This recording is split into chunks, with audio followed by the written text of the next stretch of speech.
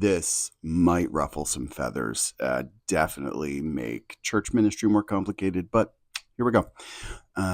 Two things that we need to establish. One, grace is unearned favor. And when I think of God's grace, I often think of the forgiveness of sins. Love the definition of unearned favor because it stops me from trying to earn God's forgiveness. Second thing we need to establish is both a kingdom and the idea of an inheritance back in biblical times were about provision and protection for those who were unable to do it. Like that's what a king did, was provide and protect for his people. And it was the whole point of having an heir. Like inheritance was about carrying on the family and providing and protecting those that in the family that were not able to do it themselves. The thing that has always thrown me off a little bit about God's grace being forgiveness of sins is the idea of it being unearned favor, because while certainly I did nothing to earn that favor, Jesus definitely earned it on the cross, which means it's not actually unearned favor.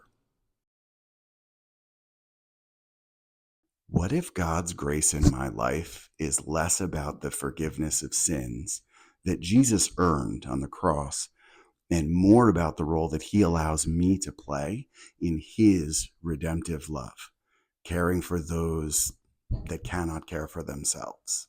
So, a couple of things I have to deal with. One, I no longer get to use the excuse that I am not qualified enough or righteous enough. If God has drawn the need to my attention in the life of the other person, then I got to pony up because he can definitely use me to do what he wants to do.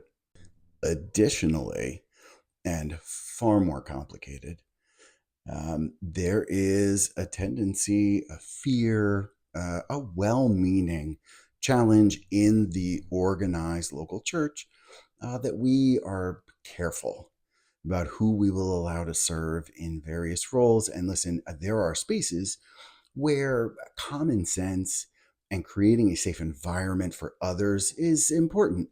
But there are also spaces in which we just need to act like God is actually participating in the local church, that the Holy Spirit can and will actually use whoever he wants to do his good work. And if we really want people who we think are stuck in sin to recognize their identity as created in God's image, there is no better way to do that than let them experience God's grace as he uses them in the life of another.